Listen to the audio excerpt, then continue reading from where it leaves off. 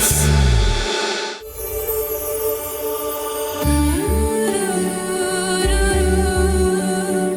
വിളിച്ചാൽ വിളിയേക്കുന്ന പരിശുദ്ധമേ കരട്ടിമുത്തി ഞങ്ങളുടെ ആവശ്യങ്ങളും ആഗ്രഹങ്ങളും അങ്ങ് അറിയുന്നുവല്ലോ.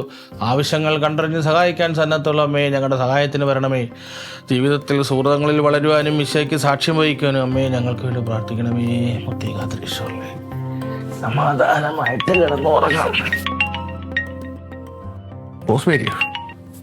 പറയടി, എന്തിന് എപ്പാ? അത് രാവിലെ ഇൻസ്റ്റാൾമെന്റ് അവിടെ കൊണ്ടിട്ടില്ലേ? അയ്യോ, എന്നിട്ട് ആരും കണ്ടില്ലേ? എന്നിട്ട് ഇപ്പൊ എന്തോ പ്രശ്നം? അപ്പച്ചന് മെത്ത വേണമെന്നോ? അപ്പച്ചനല്ലേ ഇന്നാളെ ഒരു മെത്ത മേടിച്ചങ്ങോട്ട് കൊടുത്തത്? ഈ അമ്മച്ചിക്ക് നീ ഒന്നും പറയാൻ നിൽക്കണ്ട. എടീ, നീ കിടന്ന് ദേഷ്യപ്പെട്ടിട്ട് എന്താ കാര്യം? അവർ പ്രായമുള്ളവർ എന്തെങ്കിലും പറയുന്നത് നിനക്കത് തള്ളിക്കളഞ്ഞാൽ പോരെ? മെത്ത കൊടുക്കണ്ട. കുഞ്ഞുങ്ങൾ എന്തോരം മൂത്രം നമ്മുടെ മെത്തയ്ക്കകത്ത് ഒഴിച്ചിട്ടുള്ള. അപ്പച്ചൻ്റെ മൂത്രം അതേപോലെ അല്ല, പക്ഷെ അത് നീ ഒന്നുകൂടെ വെയിലെത്തിട്ട് അത് ഉണങ്ങുമ്പോൾ അതങ്ങ് മാറും. എന്നിട്ട് ആ സ്പ്രേ എന്തെങ്കിലും വാരി പെരട്ടാൻ നോക്കും. ഈ പാരാത്രി ഞാനിനി ഇവിടുന്ന് അങ്ങോട്ട് കയറി വരാം നിങ്ങളുടെ മൂത്രത്തിൻ്റെ വഴക്കിന് വേണ്ടിയിട്ട്. ഇല്ല, ഞാനൊന്നും പറയത്തില്ല. ഇന്നിനി പറയാൻ നിന്ന് കഴിഞ്ഞാൽ ഇനി അതിൻ്റെ പേര് അമ്മച്ചി വിളിക്കും. അമ്മച്ചി പറയുന്നതിൻ്റെ അറ്റം പിടിച്ചോളൂ. നീ പോവും. നീ വെച്ചോ, നീ വെച്ചോ. കർത്താവേ, സമാധാനത്തിന് വേണ്ടിയിട്ട് പ്രാർത്ഥിച്ച് ഒരുപോലെ കണ്ണടയ്ക്കാൻ സമ്മതിക്കത്തില്ലല്ലോ. ഇവരാര്? അമ്മച്ചി. കർത്താവേ, നല്ല ഉറക്കം തരണമേ. സമാധാനമായിട്ട് കിടന്നുറങ്ങാൻ സാധിക്കണേ. രാവിലെ വരെ ഒരു ശല്യങ്ങളും ഉണ്ടാവില്ലേ.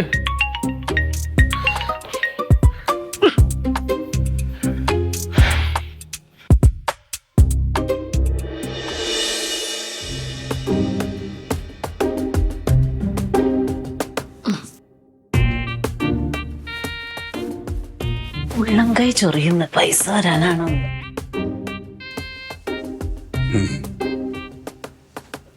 എന്ത് പറ്റിയില്ലോന്?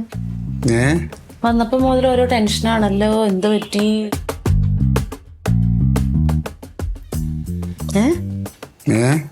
എന്ത് പറ്റിന്ന് ചെവി കേട്ടൂടെ നിങ്ങക്ക്? ഇങ്ങനെ ഓരോന്ന് ആലോചിക്കായിരുന്നേ. എന്താ ആലോചിക്കാനുള്ള? ഓഫീസിലെ കാര്യങ്ങളേ. എന്നാ ഓഫീസിലെന്നാ? കഴിഞ്ഞ കുറേ ദിവസമായി എന്തെങ്കിലും ഒരു വർക്ക് കിട്ടിയിട്ടോ നടന്നിട്ടോ.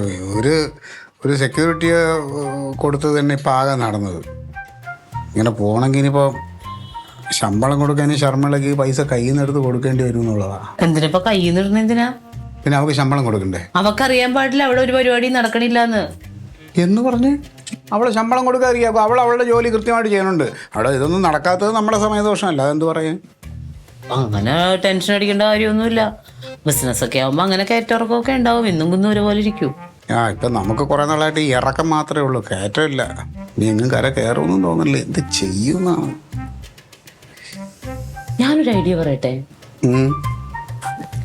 എന്താണെങ്കിലും അവിടെ ഒരു ഓഫീസ് നമ്മൾ എടുത്തിട്ടുണ്ട്. ആൾക്കാർ വന്നു പോണു. കുറച്ച് കുശാൽ കേശം അങ്ങോട്ട് എടുത്ത് വെക്കി. അതാകുമ്പോൾ ഈ വരുന്നവരോടും പോണവരുടെയും കയ്യിലൊക്കെ ഓരോന്നങ്ങ് കൊടുക്കാം. കുശാൽ കേശം മാത്രമാക്കണ്ട, നമുക്ക് കുറച്ച് കൊട്ടൻ ചുക്കാതിയും കുറച്ച് മുറിവെണ്ണയും ഒരു ബീഡിയും സിഗരറ്റും പിന്നെ അതിൻ്റെ കുടുംബശ്രീയിലെ പെണ്ണുങ്ങൾ അച്ചപ്പം മുറുക്കും അവലോസുണ്ടയും എല്ലാം കൂടെ അങ്ങ് വെച്ച് കച്ചവടം ചെയ്യാം. കളിയാക്കുവാണല്ലേ നിങ്ങള്? പിന്നല്ലാതെ മനുഷ്യൻ വെന്തിരിക്കുമ്പോൾ അതിൽ മുളക് പൊടി കൊണ്ടിടുകയാണ് അവൾ. അതെ, വെന്ത് കഴിയുമ്പോ തന്നെ അല്ലെങ്കിൽ മുളക് പൊടി അത് ഇങ്ങോട്ട് ഇടണ്ട. ഓരോന്ന് ആലോചിക്കുകയും പറയുകയും ചെയ്യാതെ സ്വന്തം ഇഷ്ടത്തിനെല്ലാം ഇറങ്ങി ഓരോന്ന് തുടങ്ങി വെച്ചിട്ട് മുന്നിൽ മറ്റുള്ളവരുടെ പുറത്തോട്ട് കയറിയാൽ മതിയല്ലോ. വലിയ മുതൽ മുടക്കമില്ലാത്തൊരു പരിപാടിയാണ് ഞാൻ ഇപ്പോൾ തുടങ്ങിയിരിക്കണത്. ഒരു കാര്യം ചെയ്യാം, ഞാൻ ഇതങ്ങ് പൂട്ടിയിട്ട് ഒരു ജ്വല്ലറി തുടങ്ങാം. നിന്റെ കുടുംബത്തിൽ നിന്ന് ഉള്ളതൊക്കെ എടുത്തോണ്ട് വാ. അയ്യേ, എന്റെ കുടുംബത്തിൽ നിന്ന് തന്നതായിരിക്കുന്ന തങ്കം, തനി തങ്കം. അതിപ്പോ വീട്ടുകാർ കൊടുത്താൽ പോലും തിരിച്ചെടുക്കൂല. അതുകൊണ്ട് കളയാൻ പറയാം എവിടെയെങ്കിലും. എനിക്കറിയാം, നിങ്ങൾക്ക് ഇപ്പൊ കൊണ്ട് കളയാനും എവിടെയെങ്കിലും കൊണ്ടുവന്ന് ഉപേക്ഷിക്കാനും ഒക്കെ തോന്നണുണ്ടാവുന്നേ. മനസ്സിലാവണില്ല എന്നൊന്നും വിചാരിക്കരുത്. നിന്റെ അകത്തെ തലച്ചോറ കിടക്കുന്ന തലച്ചോറ്. നിന്റെ അകത്ത് ഒന്നുമില്ല, കളിമണ്ണാണ്. നീ എന്ത് മനസ്സിലാക്കണെന്ന്? എടി, മനസ്സിലാക്കിയെന്നുണ്ടെങ്കിൽ നീ ഇപ്പൊ ഈ വിഷമിച്ചിരിക്കണം എന്നെ ഒന്ന് ആശ്വസിപ്പിക്കുക. അതാണ് ചെയ്യേണ്ടത്. അല്ലാതെ എന്താ സുഖമല്ലേ? എന്തിനാ വിഷമിക്കുന്നത്? എല്ലാത്തിനും ഞാനുണ്ടല്ലോ. മതിയോ? ഇങ്ങനെ ആശ്വസിപ്പിച്ചാ മതിയോ? നീയേ മനുഷ്യന്റെ പ്രാന്തളിപ്പിക്കല്ലേ തങ്കം. അല്ല പിന്നെ ഇത്ര നേരം പിന്നെ ഞാൻ വർത്താനം പറഞ്ഞാൽ നിങ്ങളെ ആശ്വസിപ്പിച്ചല്ലാതെ പിന്നെ അയ്യോ നിന്റെ ഇങ്ങനത്തെ ആശ്വാസം വേണ്ട. നീ മനുഷ്യനെ പ്രാന്തളിപ്പിക്കല്ലേ, ഉള്ള സ്വസ്ഥതയും കൂടി എവിടെ കളയാനായിട്ട്. പോവാ? ഞാൻ സൗകര്യം എടുത്ത് പോകണ്ടി. അങ്ങനെ ഇപ്പൊ നിങ്ങൾ പോകണ്ട. ഒരു രീതിയിലും മനുഷ്യനെ അങ്ങോട്ടും ഇങ്ങോട്ടും തിരിയാനും വരാനും സമ്മതിക്കില്ല. എന്റെ മുഖത്തോട്ട് ഞാൻ എന്തെങ്കിലും കാര്യം പറയുമ്പോഴാണല്ലോ നിങ്ങൾക്ക് കുഴപ്പമുള്ളൂ. പോവല്ലോ ഒഴിക്കും. ആരോണ്ട് പറഞ്ഞ പോലെയാണ് ബി ഹെൽപ്പ് പോയി തുടങ്ങാൻ. ആ സൗകര്യമില്ല, ഞാൻ എനിക്കിഷ്ടമുള്ളപ്പോ ഉറങ്ങും. ആരുമില്ലാത്തവർക്ക് അഭയം നൽകും കാരുണ്യവാരിദീശോ.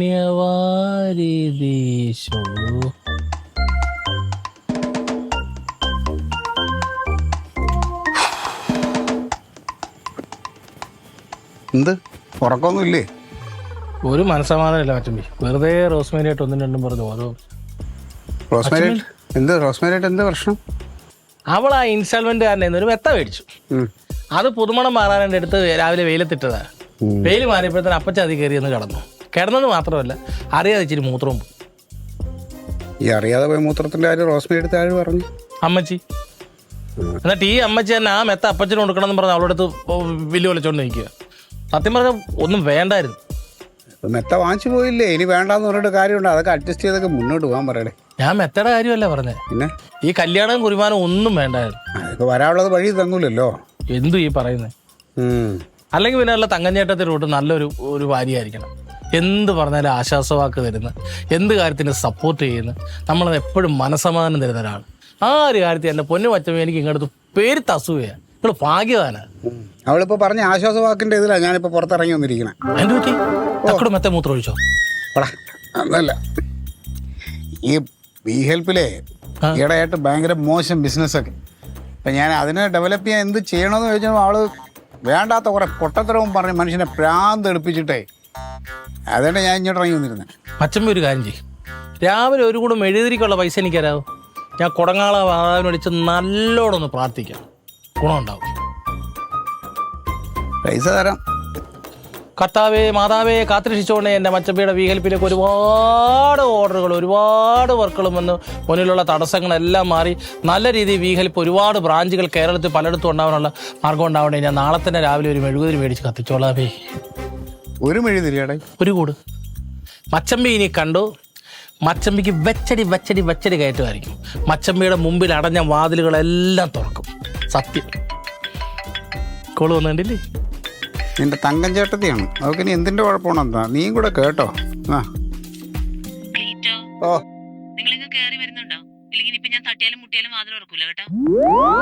ആഹാ, നിന്റെ പ്രാർത്ഥന പെട്ടെന്ന് പരിച്ചല്ലടാ.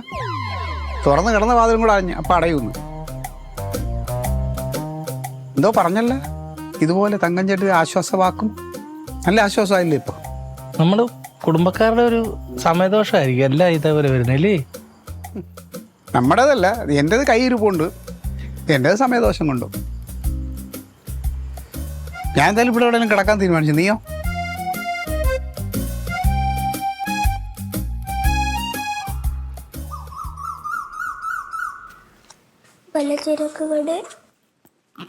ഡാഡി, ഓ പിന്നെ കറണ്ട് ബില്ല് അടയ്ക്കണം, പലചരക്ക് കടയിൽ പോണം, പൈസ വേണം. നിന്റെ സ്കൂളിലെ? അല്ല, പിന്നെ അമ്മയ്ക്ക്. ആര് പറഞ്ഞു? അമ്മ എഴുതി തന്നു.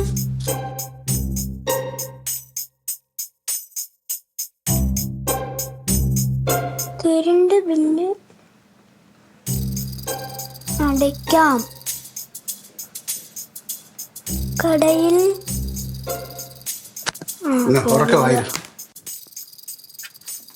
ഉറക്കെ വായടാ. അമ്മ, കറണ്ട് ബില്ല് അടയ്ക്കാൻ കടയിൽ പോവാൻ പറ്റില്ല. കുറച്ചുകൂടെ ഉറക്കെ വായിര് കേക്കട്ടെ. കറണ്ട് ബില്ല് അടയ്ക്കാൻ കടയിൽ പോക്ക് നടക്കില്ല. എന്താ കടയിൽ പോകില്ലാത്തത്? ഇവിടെ പിന്നെ ആര് പോകും? ഓ, വായിൽ നാക്കുണ്ടായിരുന്നോ? ആണാ? അയ്യോ, ഞാൻ എന്തെങ്കിലും പറഞ്ഞിട്ട് ഇനി ഇവിടെ ഉള്ളവരുടെ സമാധാനം പോവണ്ട, അതുകൊണ്ട് മിണ്ടാതിരിക്കണതാ. ഇല്ലെങ്കിൽ പിന്നെ എനിക്ക് ഭയങ്കര സമാധാനമാണല്ലോ ഇവിടെ. സമാധാനം എന്ന് പറയുന്നത് എനിക്ക് വെറും സ്വപ്നങ്ങളിൽ മാത്രം. കയ്യിലിരിപ്പ് നല്ലതാണ്. പിന്നെ എന്റെ കയ്യിലെന്താ? ഓ എന്റെ പൊന്നോ, രാവിലെ തന്നെ തുടങ്ങി രണ്ടും കൂടെ. രാവിലെ അല്ലടി, ഇന്നലെ തുടങ്ങി രാത്രി. ആരാ തുടങ്ങിയത്? അയ്യോ അതിന് ഞാൻ പറഞ്ഞു തരണോ? ആരാ തുടങ്ങിയത്? ഈ 10-20 കൊല്ലമായിട്ട് നീ എന്നെ എല്ലാം തുടങ്ങണത്. ഓ നിങ്ങൾക്ക് പിന്നെ വായി നാക്കൊന്നും ഇല്ലല്ലോ. ഇല്ല, എന്റെ ചേച്ചി ഒന്ന് നിർത്ത്. കണ്ടു പഠിക്കടി. കെട്ടിയാണോ രാവിലെ വളരെ സന്തോഷത്തോടെ യാത്രയാക്കിയിട്ട് അടുക്കളയിലെ ജോലിയെല്ലാം ഒതുക്കിയിട്ട് ഒരു പെണ്ണ് വന്നിരിക്കണേ. ഇതും പെണ്ണാണ്. അവിടെയും വഴക്കായിരുന്നു, അവിടെയും ഭയങ്കര വഴക്കായിരുന്നു. ഏട്ടൻ്റെ യൂണിഫോം ഞാൻ തേച്ചത് ശരിയായില്ലെന്ന് പറഞ്ഞുകൊണ്ട് എന്തൊക്കെ കിടന്ന് പറഞ്ഞു. ഞാനും തിരിച്ചു പറഞ്ഞു. ഒന്നും ചെയ്യാനും പോയില്ല, ഒരു ജോലിയും ചെയ്തിട്ടില്ല. എന്റെ മൂഡ് പോയി. ഇനി ഞാനൊന്നും ചെയ്യണമില്ല അവിടെ. എന്റെ ആങ്ങൾക്ക് സമാധാനം കൊടുക്കാത്ത ഇവളെ കണ്ടാണ് ഞാൻ പഠിക്കേണ്ടത്. പഠിക്കട്ടെ. നാരി ഭരിക്കുന്ന നടക്കും നരകം. എന്റെ സ്വഭാവം ചേച്ചിയുടെ ആങ്ങളേക്ക്.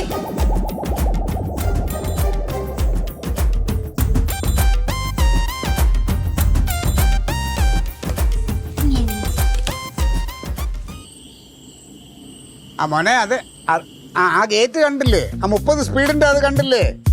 അതിനോട് ചേർന്ന് കിടക്കണ ഗേറ്റ് തുറന്ന് കിടക്കണം. അവിടെ എത്തിയാ അന്ന് പിന്നെ അത് ഇറങ്ങി ഇങ്ങ് പോരെ. അത് തന്നെ ഞാൻ ഇവിടെ പുറത്ത് നിൽപ്പുണ്ട്. പോര്, വാ വാ.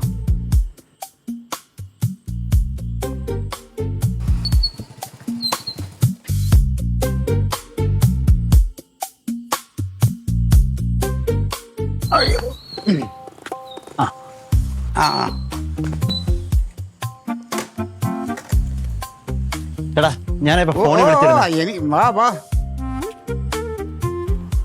വാ, ഇവിടെ ഇരിക്കാം. വാ, ഞാനേ ഒന്നാമത് ഇന്ന് ഫുൾ ടയേർഡാ.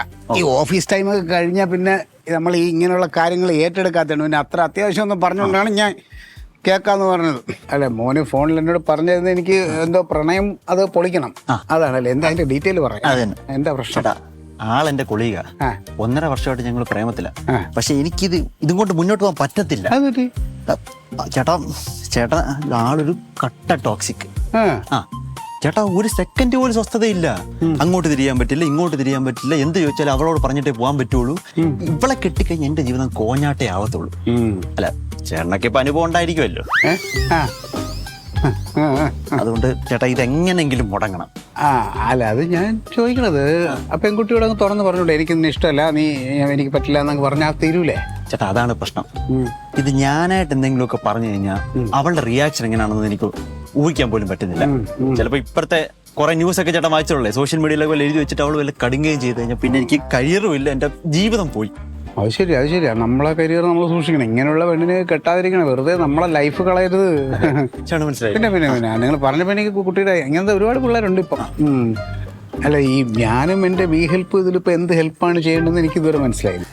അല്ല ചേട്ടാ ആക്ച്വലി എനിക്ക് കാനഡയിൽ നിന്ന് പ്രൊപ്പോസൽ വന്നിട്ടുണ്ട്. അവിടുത്തെ നേഴ്സാ പെണ്ണ്. ഫാമിലി അടക്കം അവിടെ സെറ്റിൽഡ്.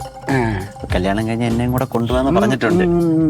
എനിക്കറിയാവുന്ന കുറേ പേരുണ്ട് അങ്ങനെ നഴ്സുമാരുടെ ഭർത്താക്കന്മാരായിട്ട് അവിടെ പോയിട്ട് പിന്നെ സുഖമായിട്ട് അവിടെ റെസ്റ്റ് എടുത്ത്.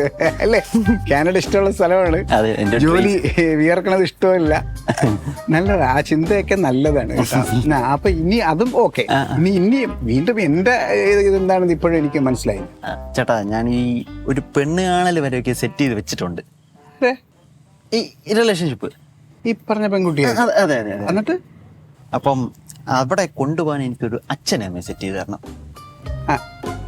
അച്ഛനമ്മ? ശരിക്കും അച്ഛനമ്മയായിട്ട് പോവാതെ വേറൊരു അച്ഛനമ്മയായിട്ട് അവിടെ പോകുന്നു? അതെ. അല്ല അപ്പൊ നിങ്ങളുടെ ഈ കാമുകിക്ക് നിങ്ങൾ അച്ഛനമ്മയെ അറിയില്ലേ? ഇല്ല, ഞാൻ പറഞ്ഞിട്ടുള്ള ധാരണയേ ഉള്ളൂ. അത്രേ ഉള്ളൂ? അതെ. അവളുടെ അച്ഛനമ്മയെ നിങ്ങൾക്ക് അറിയാമോ? അതും അവള് പറഞ്ഞിട്ടുള്ള ധാരണ എനിക്കുള്ളൂ. നല്ല റിലേഷനാണ്, കുഴപ്പമൊന്നുമില്ല. അപ്പൊ എന്നിട്ട് വാടകയ്ക്ക് അച്ഛനമ്മയെ ശരി ഞാൻ തരാം. എന്നിട്ട് അപ്പം സ്വാഭാവികമായിട്ട് അച്ഛനമ്മയും അവിടെ കൊണ്ടുപോകുന്നു. ഇവിടെ അച്ഛനമ്മയും സംസാരിക്കുന്ന കാര്യങ്ങളൊക്കെ സംസാരിക്കുന്ന ഇടയിൽ നമ്മുടെ ഒരു ഹൈ ഡിമാൻഡ് വെക്കുന്നു, ഡൗറിയോ കാര്യങ്ങളോ അങ്ങനെ എന്തെങ്കിലുമൊക്കെ. സ്വാഭാവികമായിട്ട് ഇത് കേട്ട ഉടനെ അവൾക്ക് കുഴിപ്പെട്ടു. അച്ഛനും അമ്മയ്ക്കും അങ്ങനെ തന്നെ ആയിരിക്കും. അപ്പൊ അവള് എന്നെ ഇറങ്ങി പോടാ എന്ന് പറയും. മനസ്സിലായില്ലേ? പറയും. അങ്ങനെ അവള് ജീവിതത്തിൽ നിന്ന് ഒഴിഞ്ഞു മാറും. അവളിനത് വേണ്ടെന്ന് വെക്കും. അപാര ബുദ്ധിയാണല്ല മോനെ. ഏതെങ്കിലും വലിയ കമ്പനിയുടെ തലപ്പത്തൊക്കെ ഇരിക്കേണ്ട, അല്ലെങ്കിൽ രാഷ്ട്രീയത്തിലൊക്കെ പയറ്റാൻ പറ്റിയ ഒരു ബുദ്ധിയാണ് ഇത് കേട്ടാ. പിന്നെ കാര്യങ്ങളൊക്കെ ഞാൻ സെറ്റ് ചെയ്ത് തരാം. പക്ഷെ ഇതിനനുസരിച്ച് എക്സ്പെൻസ് കൂടും. ചെലവൊരു പ്രശ്നമല്ല, എത്ര വേണമെങ്കിലും ഇറക്കാം. ഞാൻ കാനഡയിലും കൂടെ പോയ പിന്നെ ഡോളേഴ്സ് അല്ലേ വരാൻ പോകുന്നത്. കാര്യം നടന്നാൽ മതി. ഓക്കെ, അങ്ങനെയാണെങ്കിൽ നിന്റെ വിലയ്ക്കും നിലയ്ക്കും യോഗ്യതയ്ക്കുള്ള ഒരു ബെസ്റ്റ് അച്ഛനെ അമ്മയും ഈ വി ഹെൽപ്പ് സെറ്റ് ചെയ്ത് തരും.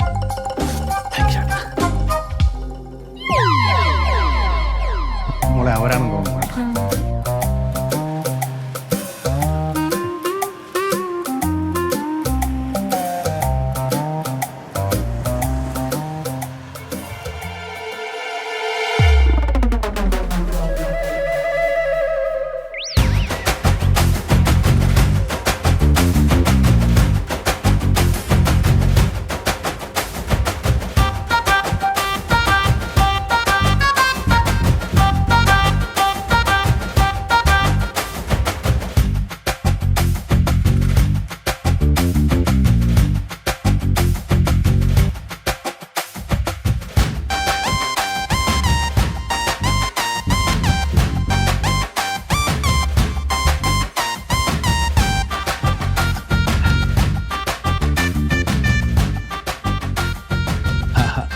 നമസ്കാരം. വരണം, അകത്തോട്ടിരിക്കാം. ഡാഡി മമ്മി, ഇതാണ് സീനയുടെ ഫാദർ, അനിയത്തി. ഓക്കെ ഓക്കെ, ഞങ്ങൾ മനസ്സിലായോ? പിന്നെ മനസ്സിലായി. മനസ്സിലായി. ശരത്തിന്റെ അച്ഛനും അമ്മയല്ലേ? അല്ല, ഡാഡിയും മമ്മിയും. ആ, പറഞ്ഞോ, അകത്തോട്ടിരിക്കാം, പറഞ്ഞോ. ഓവർ സ്പോട്ടാവല്ലേ? ഞാനേ സംസാരിച്ചോളൂ. ചോദിക്കുന്നതിന് മാത്രം ഉത്തരം പറഞ്ഞാൽ മതി. ചോദിച്ചു പറയല്ലോ. സാർ എന്ത് പണിയെ കാണിച്ചത്?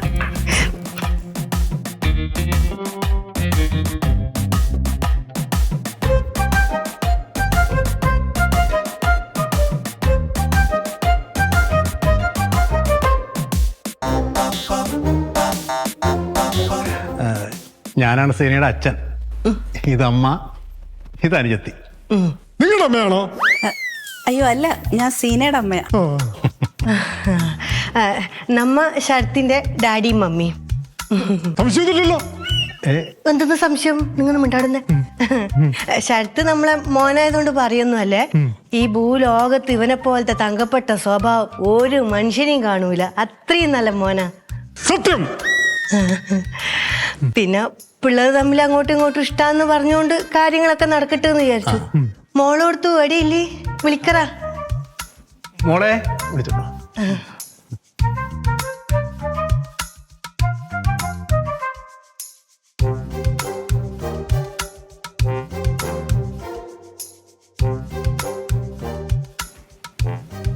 ഇത്രയും നല്ല കുഞ്ഞിനാടാ നീ വേണ്ടാന്ന് വെച്ചിനി. സീനനെ ഫോട്ടോയിൽ കാണുന്നതിനെക്കാട്ടിയും ഭംഗി നേരിട്ട് കാണുമ്പോന്ന്.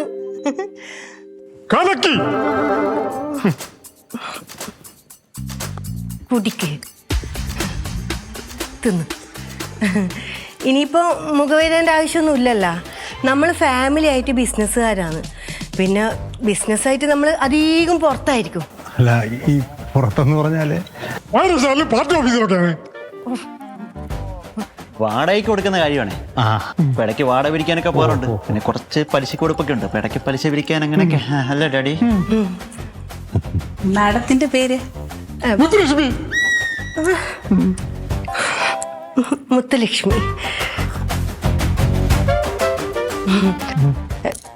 പിള്ളേർ തമ്മിൽ അങ്ങോട്ടും ഇങ്ങോട്ടും ഇഷ്ടമായ സ്ഥിതിക്ക് നമ്മളെ സ്റ്റാറ്റസിനനുസരിച്ചിട്ട് വേണം കല്യാണം നടത്താൻ.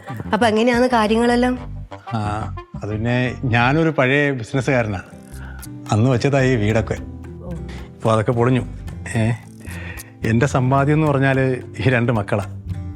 അവരെ നല്ലവണ്ണം പഠിപ്പിക്കാൻ കഴിഞ്ഞു. നിങ്ങളുടെ ഡിമാൻഡൊന്നും എനിക്കറിയില്ല. എന്നാലും ഞങ്ങൾക്ക് 20 പവനും 2 ലക്ഷം രൂപയും തരാൻ പറ്റും. അതിൽ കൂടുതലൊന്നും പ്രതീക്ഷിക്കരുത്. അവളുടെ അനിയത്തിയും കൂടെ കിട്ടിക്കാനുണ്ടേ. ഓക്കെ. എന്ത് നോക്കിയെന്ന്? ഓക്കെ അല്ലെന്ന് പറ. ഓക്കെ അല്ല.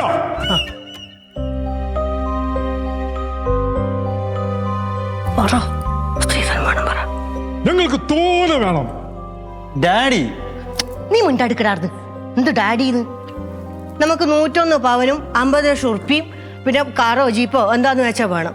പിന്നെ ഗുരുവായൂർന്ന് കല്യാണവും വേണം. അങ്ങനെയാണെന്നും കല്യാണം നോക്കാം.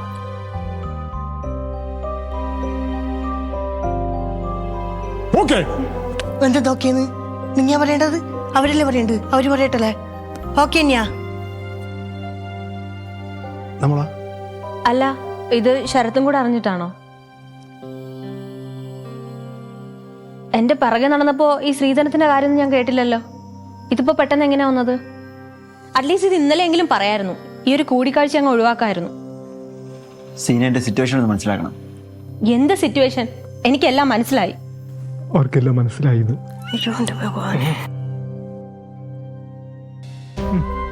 ഒരു കാര്യം ചെയ്യും, വന്നതല്ലേ, ചായം കുടിച്ചിട്ട് പോവാൻ നോക്ക് എല്ലാരും. മോളെ ഇല്ല അച്ഛാ, എനിക്ക് വിഷമമൊന്നുമില്ല. കുറച്ച് നാളായി ഇവൻ അവോയ്ഡ് ചെയ്യാൻ തുടങ്ങിയിട്ട്. ഞാൻ അന്നേ വിചാരിച്ചതാ. ഇങ്ങനെ ഒരാളെയാണല്ലോ ഞാൻ സ്നേഹിച്ചെന്ന് ആലോചിക്കുമ്പോൾ എനിക്കിപ്പോൾ എൻ്റെ അടുത്ത് തന്നെ ദേഷ്യം തോന്നുക. ഇനി എന്നെ മുന്നിൽ വരരുത്. ഞാനും ശ്രമിക്കാം.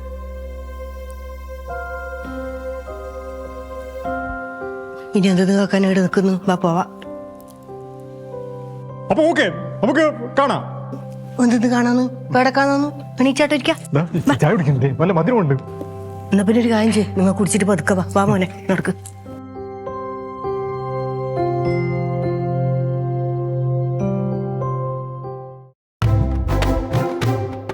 എന്റെ പൊന്ന് ചേട്ടാ, ചേട്ടനോട് എങ്ങനെ നന്ദി പറയണമെന്ന് അറിഞ്ഞൂടാ. എത്ര നന്ദി പറഞ്ഞാൽ തീരെയില്ല. പരിപാടി കലക്കി തൂക്കി. ഞാൻ വിചാരിച്ചാലും കിട്ടില്ല. എന്റെ അച്ഛനും അമ്മയും എന്തൊരു അഭിനയമായിരുന്നു. മത്സരമായിരുന്നു രണ്ടുപേരും തമ്മില്. ഒരു അവാർഡ് ഉണ്ടായിരുന്നെങ്കിൽ ജൂറിക്ക് ഏറ്റവും നല്ല സഹനടനും സഹനടിയും അവർക്കേ പോവും. അതല്ലേ അമ്മാതിരി പെർഫോമൻസ് ആയിരുന്നു. എന്താ അറിയാമോ മോനെ, ഞാൻ ഇങ്ങനെയുള്ള വർക്കുകൾക്കൊക്കെ അത്രയും പ്രഗത്ഭരായ പ്രതിഭകളെ ഞാൻ കൊടുക്കാറുള്ളൂ. അല്ല, അവരൊക്കെ വലിയ ആൾക്കാരാണ്, നല്ല ടാലന്റഡ് ആയിട്ടുള്ള ആൾക്കാരാണേ. അതെനിക്കറിയാം. സംഭവങ്ങളൊക്കെയല്ലോ. ഹാപ്പി ആയില്ലേ? തകർത്തു. പിന്നെ എനിക്ക് ഏറ്റവും സന്തോഷമായത് എന്താ അറിയോ, ഞാൻ വിചാരിച്ച കാര്യം അവളുടെ വായി തന്നെ കേട്ടു. ഇനി മേലെ എന്റെ കൺമുന്നിൽ വന്നു പോലെന്നും അവളൊരു ശല്യമാവത്തില്ലെന്നും. എനിക്കിനി ഒന്നും വേണ്ട ഏട്ടാ. എത്ര പറഞ്ഞാലും എനിക്ക് ശരിയാവില്ല. Okay okay okay. എന്തായാലും കാര്യങ്ങൾ ഉഷാറായി. നമുക്ക് അതാണ് വേണ്ടത്. നമുക്ക് വർക്ക് ക്ലിയർ ഡീസൻ്റ് ആയിരിക്കണം.